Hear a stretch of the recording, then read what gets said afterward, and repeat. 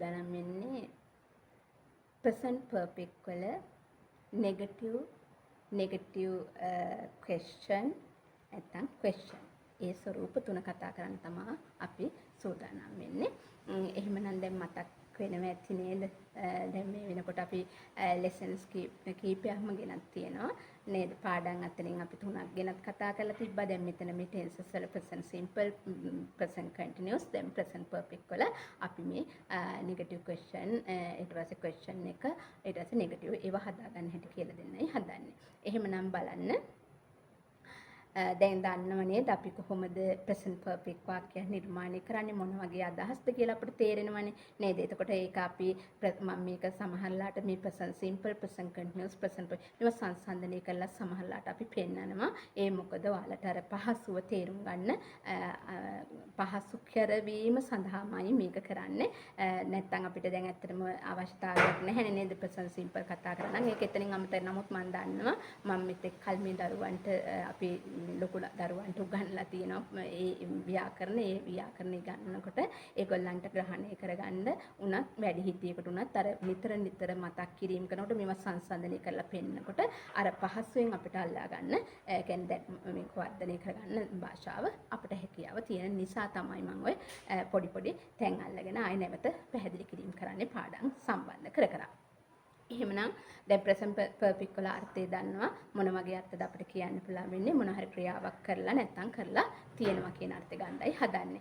එතකොට ඒකේ ස්ට්‍රක්චර් එක දන්නවා සබ්ජෙක්ට් එක අරගෙන have has ගැලපෙන එක ගන්න ක්‍රියාපදේ past participle එකෙන් තියාගන්න. කියන අතීත කෘදාන්තයෙන් කියලා දැනගෙන ඉන්න ඕනේ. ඒක ඉතින් අපි ටිකක් ක්‍රියාපද මම කිව්වා කොයි ආකාරද පොඩ්ඩක් ඒවා මතක තියාගන්න අපි වැඩ කරගන්න ඕනේ කියලා.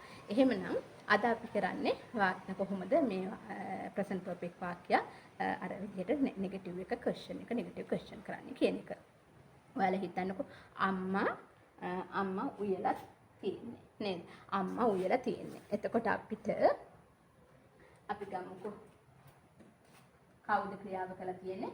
mother නේ. දැන් mother ගත්තාම මොකක්ද අපිට ගන්න වෙන්නේ? have the has ගන්න පුළුවන් නේ. mother has උයනවට මොකද්ද කියන්නේ? cook නේද?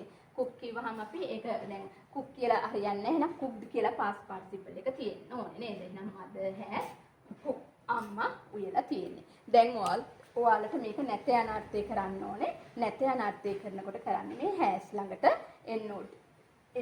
not එකතු කරන්න. එතකොට නැත යන අර්ථය නිර්මාණය වෙනවා. එහෙනම් කොහොමද කියන්නේ? අම්මා උයලා තියෙන්නේ නැත්නම් අම්මා උයලා නැහැ. දැන් ඔයාලට තේරෙන්න ඕනේ වෙනස්කමක්. අම්මා උයන්නේ නැහැ කිව්වොත් ඒක වෙනස තේරුම් ගන්න. ඒක present simple. මේ වෙලාවේ උයන්නේ නැත්නම් ඒක present continuous වල. එහෙනම් අම්මා උයලා නැහැ කියනම නම් නේද? අම්මා උයලා නැහැ කියන නම් present perfect වල negative එක. එහෙනම් has ළඟට මේවා පහසුයි ඔයාලට තේරුම් ගන්න. has ළඟට not එකතු කරගන්න. එහෙනම් කොහොමද කියන්නේ? Mother has not cooked. Mother has not cooked. නැත්නම් mother hasn't cooked. අම්මා උයලා නැහැ. ප්‍රශ්නයක් අහනකොට දැන් තේරෙනවා නේද? මොකද්ද කරන්න? අපි helping verb එක කියන වාක්‍යයේ මුලට. එහෙනම් මේ has කියන එක කියන වාක්‍යයේ මුලට. එහෙනම් has මොකක්ද දෙන්නේ? has mother cooked වෙනවා. has mother cooked. එහෙනම් නැත්නම් අර්ථේ ප්‍රශ්නාර්ථයක් නිර්මාණය කරනකොට අපි කරන්නේ මොකද්ද? අම්මා උයලා නැද්ද කියලා අහන්න වෙනවා. අම්මා උයලා නැද්ද කියලා අහනකොට මේ කරන්න තියෙන්නේ අපිට helping verb එකක් මුලට ගන්න. මුලට අරගෙන not කියන එකත් අරගෙන කෙටි කරන්න. එතකොට එහෙනම් has not කෙටි වෙනකොට මොකද වෙන්නේ? hasn't වෙනවා නේද? hasn't mother cooked වෙනවා. hasn't mother cooked. ඔන්න අම්මා උයලා නැද්ද? මම හිතනවා පැහැදිලි ඇති කියලා. ඒක නම් අපිට කරගන්න නේද? ඊට පස්සේ ඔයාලා හිතන්නකෝ තව මෙහෙම හිතන්නකෝ ඔවුන් ඒක දැනගෙන තියෙනවා. ඔවුන් ඒක දැනගෙන තියෙනවා. යම් දෙයක් සිද්ධ වෙලා තියෙනවා කියලා කියනවා නේද? ඔවුන් ඒක දැනගෙන තියෙනවා. එහෙනම් කොහොමද කියන්නේ? ඔවුන් ඒක දන්නවා වුණොත් ඒක present simple වලට යනවා නේද? I know you නේද? I know who you are කියලා කියන්නේ මම දන්නවා ඔයා කවුද කියලා අපි කියන්නේ නේද? ඒ වගේ දැන් I know මම දන්නවා. ඒ එක present simple. හැබැයි මෙතන අපි කියන්න හදන්නේ මොකද්ද? ඔවුන් ඒක දැනගෙන තියෙනවා නේද?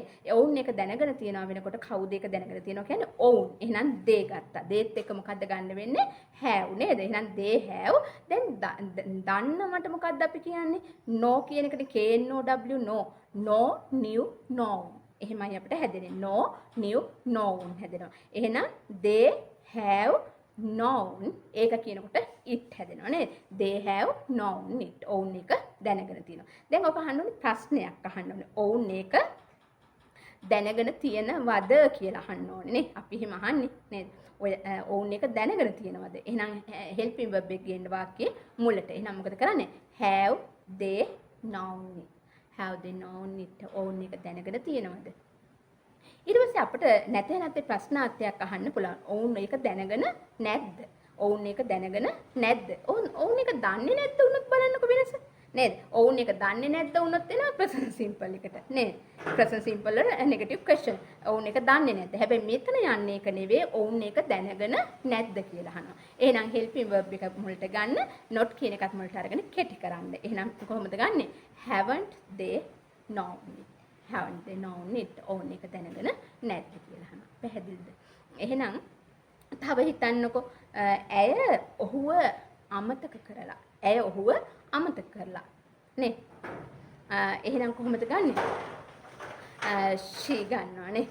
ඇයනේ ක්‍රියාව කරලා තියෙන sheත් එක මොකද්ද අපිට ගන්න වෙන්නේ? has නේද? she has then forget, forgot, forgotten. කොහොමද හැදෙන්නේ? forget, forgot, forgotten වෙනවා.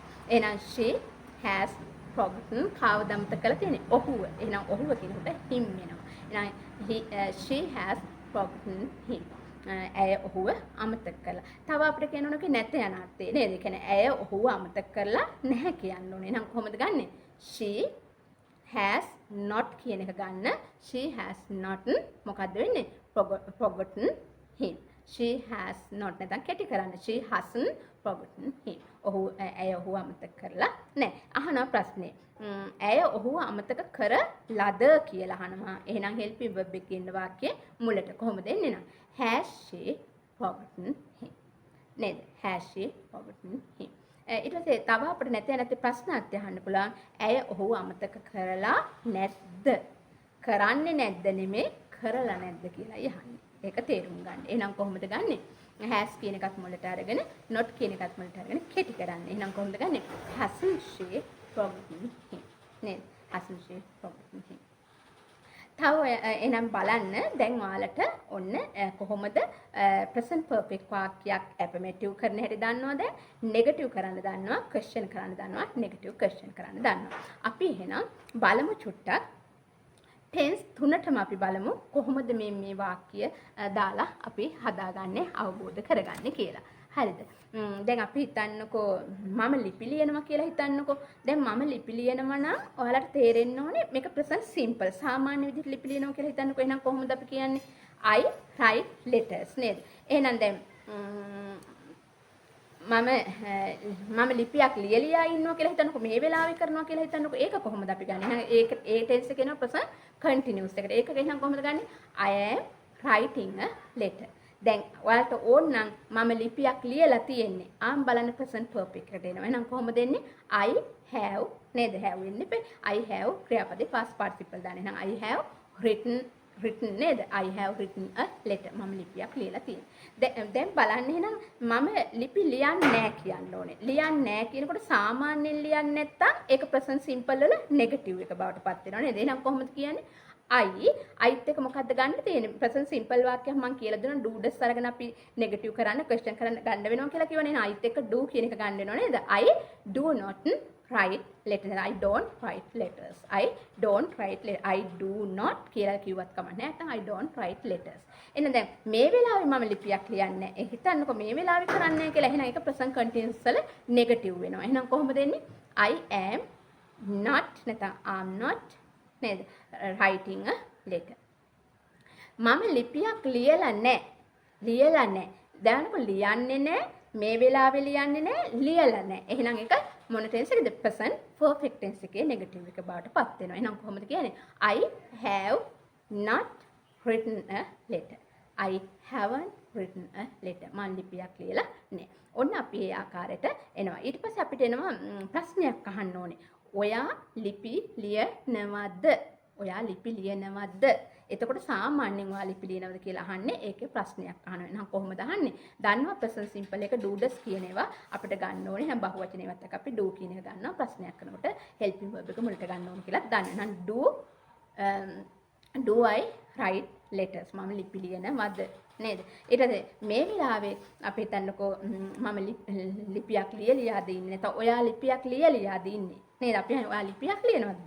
අන්නේ ඒ අහනවා වගේ නම් අපිට අහන්න පුළුවන් ඔයා ලිපියක් ලියනවද? මේ වෙලාවේ කරනවද කියලානේ අහන්නේ. එහෙනම් මොකක්ද අහන්නේ?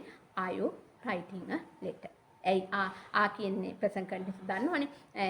බහුවචනේවත් එක්ක ආ කියන helping verb එක කරන ක්‍රියාපද ing වෙනවා. නම් are you writing a letter? ඊට පස්සේ අපිට ප්‍රශ්නේ අහන්න පුළුවන් ඔයා ලිපියක් ලියලාද තියෙන්නේ? එහෙනම් ඔයා ලිපියක් ලියලාද තියෙන්නේ කියනකොට ලියනවදත් වෙනස්, ලියමින්ද ඉන්නේ ලියලියාද ඉන්නේ කියන එකත් වෙනස්. එහෙනම් ලියලාද තියෙන්නේ කියනකොට අනිවාර්යයෙන්ම perfect වාක්‍යයක් බවට පත් වෙනවා. present perfect එක යම් දෙයක් කරලාද තියෙන්නේ. එහෙනම් ඔයා ලිපියක් ලියලාද තියෙන්නේ කියලා අහනකොට have you දන්නවා have has තියෙනවා verb එක past participle කියලා ඒව දන්නවනේ. එහෙනම් have you written a letter?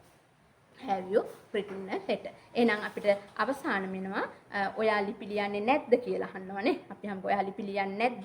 නැද්ද වෙනකොට අපිට පුළුවන් සාමාන්‍ය ලියන්නේ නැද්ද කියලා අහන්නේ. එහෙනම් ඒ present simple වල negative question එක. එහෙනම් do කියන helping verb එක කියනවා බහුවචනේවත් එක දන්නවනේ. එහෙනම් do එක අරගෙන not එක අරගෙන කෙටි කරන්න. එහෙනම් don't you write letters නේද? don't you write letters? ඔයා ලිපි ලියන්නේ නැද්ද? මේ වෙලාවේ ඔයා ලිපි ලියන්නේ නැද්ද කියලා අහනවා නම් මේ වෙලාවේ කෙරෙන්නේ නැද්ද කියලා දෙයක් අහනවා නම් අපිට present continuous වලින් අහන්න පුළුවන් negative question එකෙන් ආ කියන එකයි not කියන එකයි මුලට අරගෙන කෙටි කරලා aren't you ක්‍රියාපදේ අනිවාර්යයෙන්ම දන්නවා continuous නම් ing කරන්න. එහෙනම් aren't you writing a letter? ඊට පස්සේ අපි අහනවා ඔයා ලිපියක් ලියලා නැද්ද?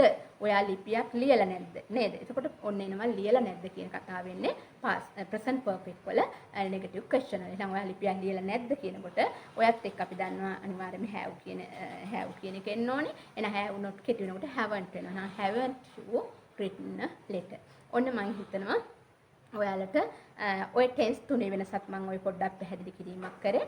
එහෙමනම් උත්සාහ කරන්න අත්හරින්න එපා. තමන්ගේ උත්සාහයයි වැදගත් වෙන්නේ. මොකද භාෂාව කියන එක හැමෝටම මම හිතන්නේ ඒක තේරුම් ගන්න ඕනේ. අපහසු වුණත් උත්සාහයක් දැරුවොත් අපිට අර ඒ කියන්නේ ඉහළම අවබෝධයක් නෙවෙයි යම් කිසි මට්ටමකින් හරි අපිට භාෂාව සම්බන්ධයෙන් අවබෝධයකින් කාත් එක්ක හරි වැඩක් කරන්න, චුට්ටි අදහසක් ප්‍රකාශ කරන්න නේද අපිට විභාගයකට අපිට මුණ දෙන්න, තව පිට රටකට යන්න නේද අපිට මොන හරි මේ ඒගොල්ලොත් එක්ක අපිට යම් කිසි ගනුදෙනුවක් කරගන්න නේද හැම දෙයකම අපිට භාෂාව කියන එක අවශ්‍ය වෙනවනේ. ඉතින් ඒ නිසා උත්සාහ කරන්න. ඒ උත්සාහය අත්හරින්න එපා. මේ බලන්න ඉතින් හැම පාඩමක්ම ටික ටික හරි අවබෝධයෙන් ඉන්නකොට අපිට ටික වැඩ කරනකොට ටික නිතර මාර කියන්නේ භාෂාවත් එක්ක පොඩ්ඩක් ඉන්න තමන්ට දවසකට පොඩි හරි කාලයක් යොදව ගන්න භාෂාව එක්ක වැඩ කරන්න මොන යම් හොලි ඇහුම්කන් දෙන්න හරි පොයි ස්කිල්ස් තියෙනවා කියලා දන්නවනේ. ඔක්කොම කරගන්න බැරි වුණත් ටික හරි උත්සාහ කරන්න. ඇහුම්කන් දීම් ඒ කියන්නේ මේක තේරුම් අරගෙන කතා කරන ඒවා හරි යම් කොටස් දුර්වල පැතිකඩවල ටික අපි හදාගෙන ඉදිරියට යන්න.